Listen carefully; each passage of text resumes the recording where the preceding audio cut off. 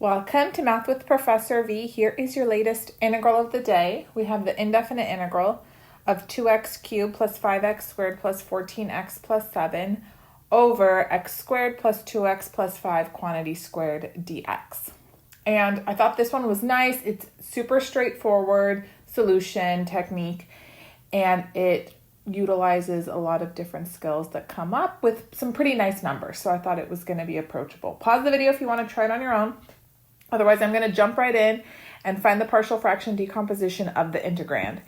And always make sure before you start trying to find the partial fraction decomposition that the rational function is bottom heavy, meaning the degree of the denominator is higher than the degree of the numerator. And I have good old Mr. Powers from high school math to thank for that. He would always say you need a J-lo fraction, one that is heavier in the bottom. So this is degree 4, x squared squared. And then the numerator is degree 3, so we're good to go. And notice the denominator, x squared plus 2x plus 5, that's an irreducible quadratic. It cannot be factored further. Have no fear. All will turn out well. And it's squared. It's listed twice. So let's think about what the partial fraction decomposition should look like. I'm going to have to list it out to the first, and then again squared. And since the quantity in the denominator is an irreducible quadratic, I need a linear expression in terms of x in the numerator. So I'm going to need ax plus b up here and cx plus d up here. How are we doing? Good? Okay, fantastic. Now our job is to solve for a, b, c, and d. And you know what? I liked this problem. Things fell into place nicely. So now is not the moment to start having a panic attack and say, this looks like it's going to be messy and a lot of work. Sometimes you psych yourself out when there is no need to be psyched out, right? Okay, so distributing this through, I'm not going to write out distributing it through. You guys can do that in your head. So this is 2x cubed plus 5x squared plus 14x plus 7 equals ax plus b quantity times only x squared plus 2x plus 5 to the first. Yes, because one of them canceled out. One of these canceled with one of these. And then I have plain old cx plus d over here. Okay, let's multiply everything out on the right-hand side. So we have 2x cubed plus 5x squared plus 14x plus 7 equals ax cubed plus 2ax squared plus 5ax plus bx squared plus 2bx plus 5b and then plus cx plus d. Again, don't have a panic attack. When we start solving, you're going to see how beautifully things fall into place, okay? So starting with the highest degree term, x cubed, let's see, let's collect those terms, set the coefficients equal to each other. So we've got 2x cubed over here, and I have ax cubed over there. That tells me 2 equals a. Freebie right there, boom. X squared, moving down the list. Certainly we can't be that lucky the whole time. Pretty much we will be. So 5x squared has to equal 2ax squared plus bx squared. Oh, that means 5 equals 2a plus b, but we already know a is 2, so then that tells me b has to be 1. X to the first, let's see. Well, we've got 14x, so that must equal 5ax plus 2bx plus cx. Ooh, so 14 equals 5a plus 2b plus c. Well, I already know a is 2, so this is 10 plus 2, that's 12. So what's c, you guys? Very good, it's 2. And then our constant term, x to the 0. So let's see, we've got 7. So 7 must equal 5b plus d. All right, but I already know b is 1, so then d has to be 2. Look at that. That's just so fabulous. Okay, so let's put it all together. Throw the people a little narrative. They're dying to hear from you. So we've got integral now.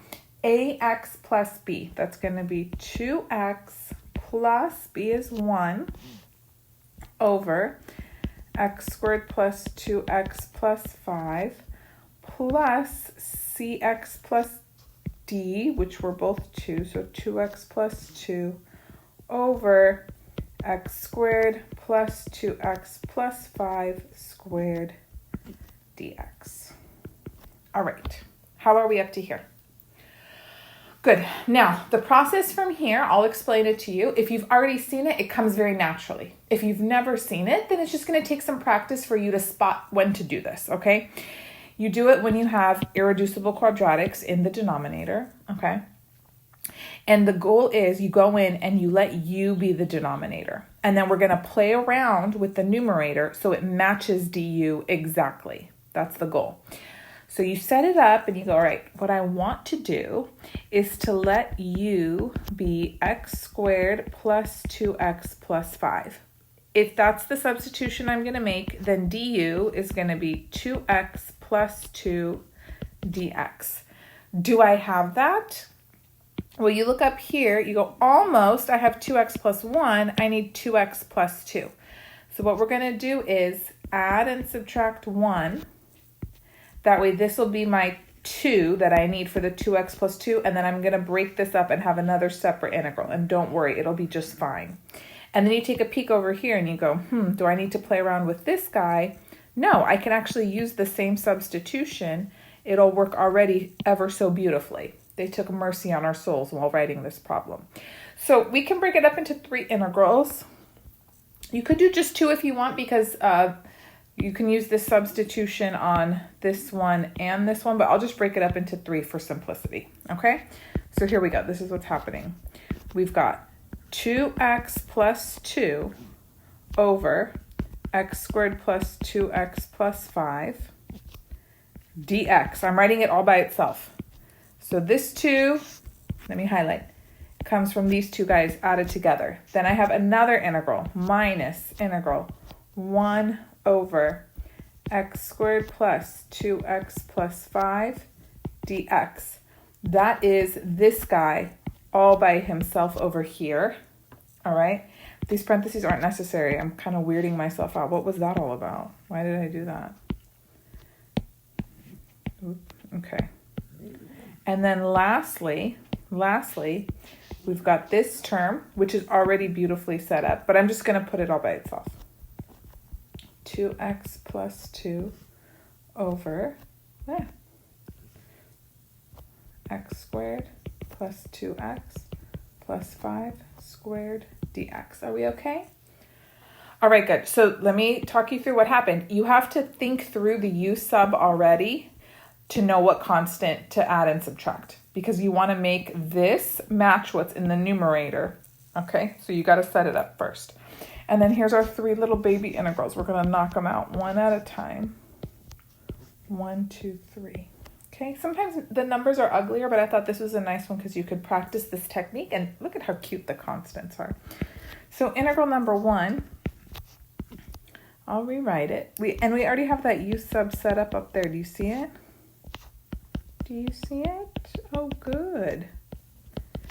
Yes, u is the denominator. Du is the numerator right here. Ba-dum, ba-dum. Beautiful.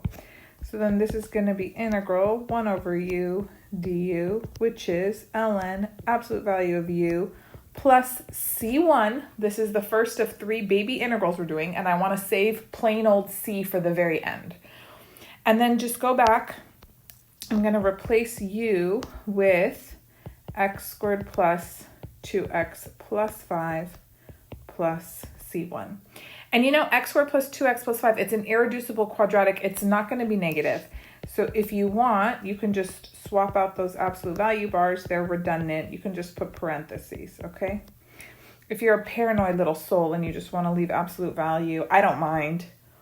But just check with your instructor. I don't know. Would someone take off for you not switching to parentheses? Let me know in the comments. Okay, integral number 2. This one's cute. Don't be frightened. 1 over x squared plus 2x plus 5 dx. Okay, so here's the deal. There's nothing in the numerator to do u sub with, right? Like last time. See how there were constants up here?